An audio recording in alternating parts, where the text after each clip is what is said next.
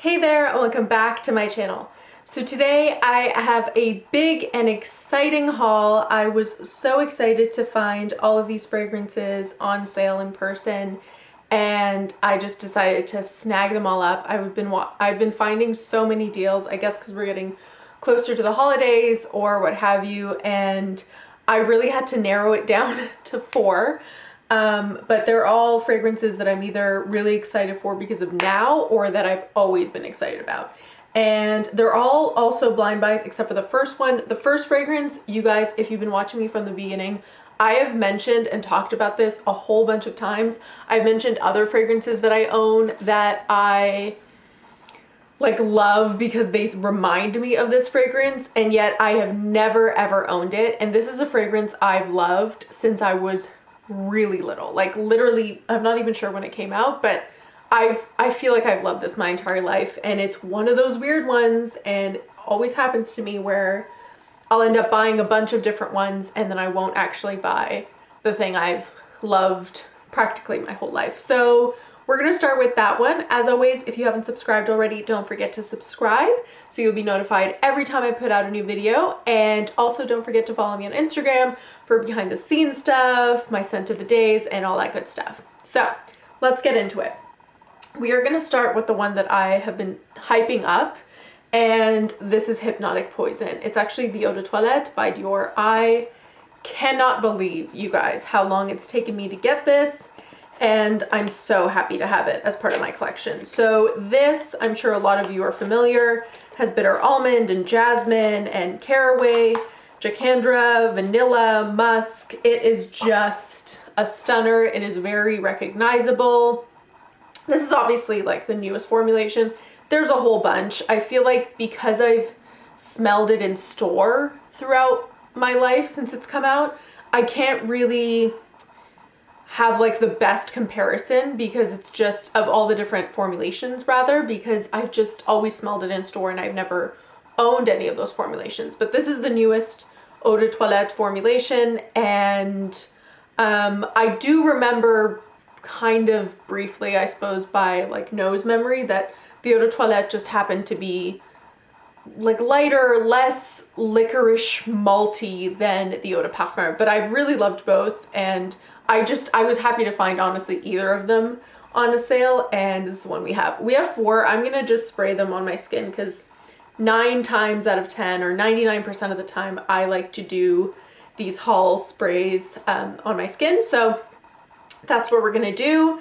This is the only one, as I say, I've already smelled, so it won't be a huge shock, but I'm just so happy to have this as part of my collection. Yeah, I love it. It is very, it's definitely, now that I smell it, I can remember what the Eau de Parfum smells like. It is lighter, and it's also kind of a less syrupy. It's not that the Eau de Parfum is syrupy, but it's malty. I think the best kind of description is like malty and deeper and richer. I like both. This just, I think, lends itself a little bit more to being an all-day fragrance, like day into night, whereas the Eau de Parfum, I would wear it day to night, but someone, or I think a lot of people would find that it's more of a nighttime fragrance. I love this. I love fragrances that have almond and turn into root beer-y type fragrances, like 4Ms by Juliet Has a Gun. Both Armani Code Satin and Armani Code Cashmere have that sort of vibe, but this is the OG. This, oh my god, I have just loved it for as long as I can remember, and the fact that I finally have it as part of my collection, I'm so happy. And this is, without a doubt, it's always been my favorite from the Poison range. I have Poison Girl Eau de Toilette, and I've actually really enjoyed that, and I have regular Poison, which isn't really my jam. I do like Pure Poison. I might pick it up one day. And Midnight Poison, from what I remember, had patchouli in it. I might be wrong, but I think it was patchouli heavy, and I've just never picked it up. It's really discontinued now and hard to come by anyways, but if it's super patchouli heavy, I'm not really too pressed to search for it. But this one, Hypnotic Poison, oh my goodness. I'm so, so happy. And on top of that, if you guys know me, you know I love a red bottle. I adore red bottles. I think there's something about them that is kind of my favorite, and I have a full video on all my red fragrance bottles, so definitely check that out if you love red bottles as well. So that one, we got it out of the way. I adore Hypnotic Poison, and finally I have it as part of my collection, so love that. The other three, I'm a lot more nervous about. So the first one, and they're all blind buys, but they just were all kind of risky, let's say. So the first one's my Burberry Black, and this is a Parfum. If you guys remember, I had hauled a while ago just regular My Burberry, and that was a creation by Francis Kurkdjian. And I said that in that video that I remember I'd been recommended the original My Burberry and My Burberry Black the most. Some of you have also recommended My Burberry Blush, but I really didn't end up being a huge fan of the regular My Burberry, and a lot of you said it's because My Burberry Black is better, and there's so many different, I don't know, conversations around which one of these formulations, or I couldn't get my head around it, but I found this one, the large 90 ml, on a really good deal, and from what I could see, this has jasmine, peach, candied rose, amber, and patchouli. This one's nerve-wracking, if only because I didn't like the original, but it seemed based on notes that it was quite different, much richer, and I love candied rose, especially when it's mixed with vanilla. I think they go beautifully together. And the other thing that made me worried is the patchouli, which I just have a very like-hate relationship with. So bottle-wise, I do prefer it to the original. I just like the darker color more personally, but let's see. I hope it's more interesting than the, oh, it is. Okay. This is already way different and much more interesting than just My Burberry. My Burberry was there was nothing bad about it, but it was just a very simple floral, and I love florals, but that was just like, I couldn't see Francis Kurkdjian making that. It wasn't a floral that I felt like he would have enjoyed. This is a lot richer. It kind of has like a boozy vanilla, even though it just mentions vanilla, but I don't even think it mentioned jasmine. It doesn't have vanilla in this, but it's very boozy. To me, I smell kind of like a rum vanilla. I don't know what that is, but that's what I'm getting.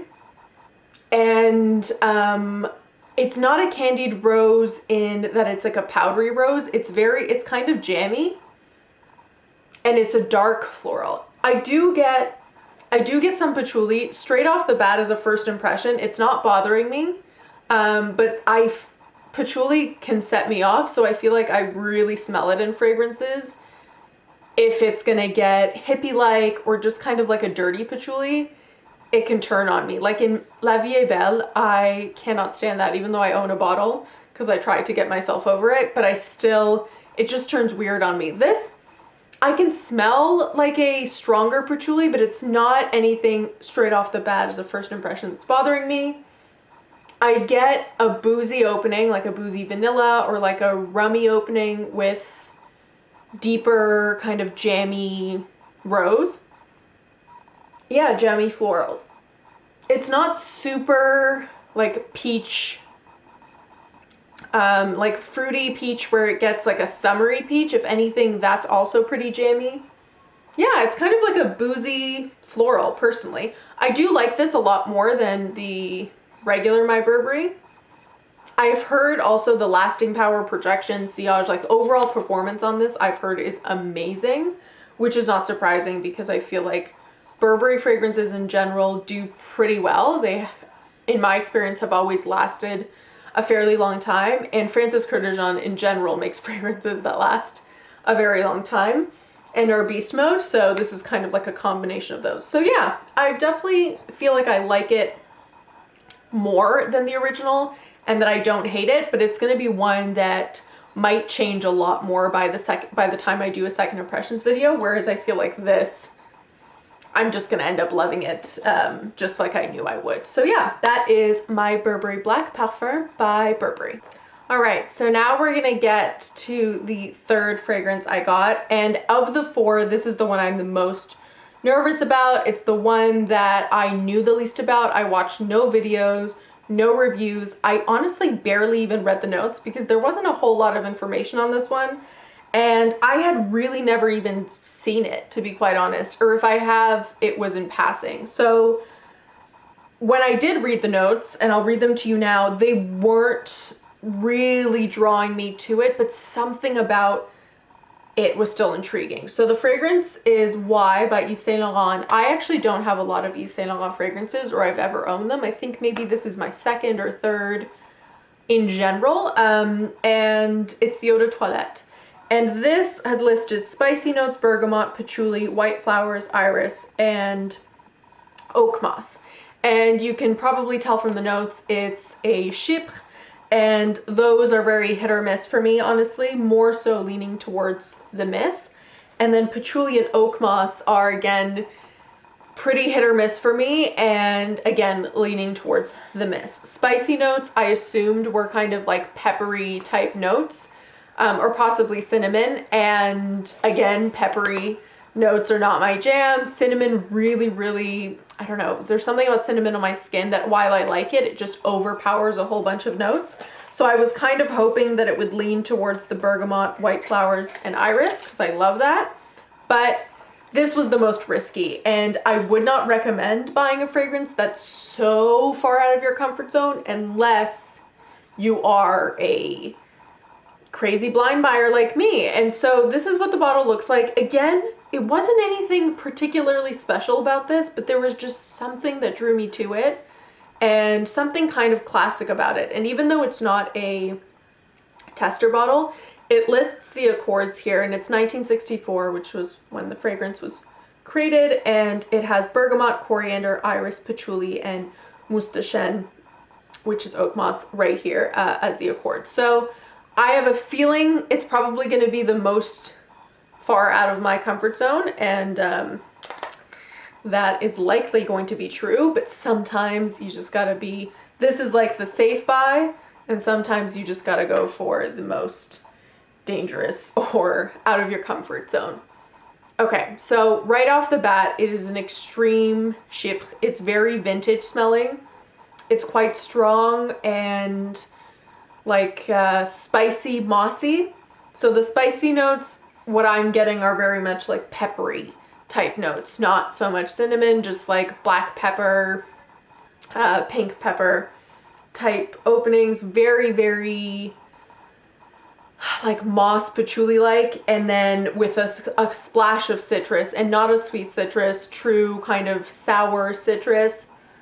Yeah, and there's an element in like vintage chypre type fragrances, and I hope this makes sense. If you've tried a lot of them, or if you have one on hand, you might be able to smell it. It smells kind of soapy, like vintage soap.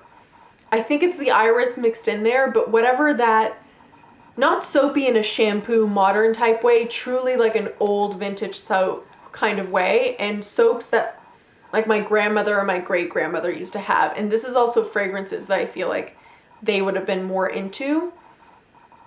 There is a definite vintagey feel to it. I'm hoping, and I don't know, but I'm hoping as it wears on the skin, it gets more into that soapy creaminess and less of that sharp, like mossy, peppery, even citrusy opening. Yeah, but right off the bat, I mean, I guessed it was going to go in this area, and it unfortunately does. I don't hate it, but I really don't see myself being especially drawn to it unless things really change in the second impressions when I do wear tests. I can also see this being totally beast mode just because how strong it is now. As I'm moving it around, it's kind of already overshadowed these two fragrances on this arm, so I will have to see. This might be one that maybe I kind of like temporarily regift to my mom or my dad. It also smells pretty unisex, I'll be quite honest. I think it is for women, but it's incredibly unisex. I mean, I would say even a little bit masculine leaning personally. Not that that becomes an issue, but there is yeah, this is a very particular type of fragrance, and I would not recommend blind buying this at all. And I would only really recommend even going for it if you know that you're A, into Chypre fragrances, and B, into vintage smelling fragrances, because it's definitely both of those things. So yeah, the last one is again one that I've never smelled before, but I kind of had an inkling. So Valentino, another house I don't have a lot of fragrances from. I think this might only be my second that I've ever had from the house. And this is Donna, born in Roma. So I've heard a lot about the Valentino Donna, just the regular Valentino Donna, and then the Aqua. There's a lot of people on YouTube that seem to really like those, but this is the one I was seeing that was on sale, so I decided, what the hell, I'd pick it up. And bottle-wise, it seems pretty similar to those, but this has blackcurrant, 3 different types of jasmine, and bourbon vanilla. It's supposed to be a very jasmine and bourbon vanilla mix. Like, those are the 2 notes that are supposed to be the strongest in this, and I actually really do like the bottle. It's very chic. It has one of these stoppers to just like temporarily while it's in the bottle. I guess you can keep this. I won't be. The atomizer is open, which I know, or like isn't blocked, which I know is an issue for some people. So let's see how this one. Okay, woo. I do get a definite booziness. And it smells, the bourbon vanilla smells a lot like the red, I think it's like bourbon red vanilla or something like that. I do own it from Bath & Body Works. I think it's called bourbon rum or bourbon red rum. It's this red bottle. Maybe in the second impressions I'll pull that out. But it's reminding me of the bourbon vanilla in that. It's very rum, obviously, or bourbon. It's like alcohol-y vanilla with some florals. I actually really like it. It didn't list almond in this, and I know almond is in the original Donna, but I am getting a almondiness to it as well, which is really beautiful. Oh my god, I really do like this. Yeah, I like the booziness. I feel like it is the perfect level of booziness. It isn't bitter in any way, and neither is the almond. It's just creamy, and I really, really like this. This was a surprising one. I definitely want to also make sure I check the lasting power and sillage on this, because one of the things I've heard time and time again about the original Donna is that it lasts less than an hour, and people love the scent, but they're just respraying like crazy. So that's something I'm going to keep an eye out for and see how I feel about that. But fragrance-wise, first impressions, I really, really like it. I will try my best to kind of compare with similar fragrances in my collection, including that Bath & Body Works one, when I come back for second impressions.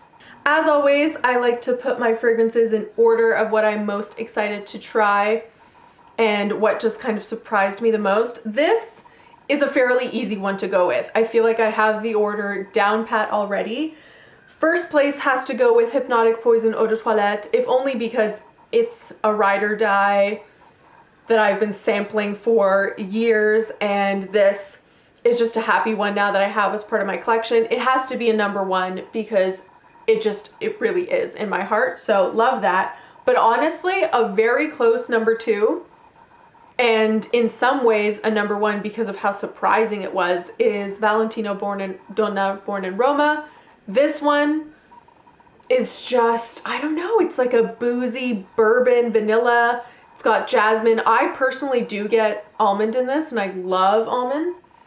Yeah, I really, really do like it. I like the bottle. I like the way it feels. I'm a huge fan. Very excited to try this one out. Then in third place, and I'm not hating it, it's very interesting.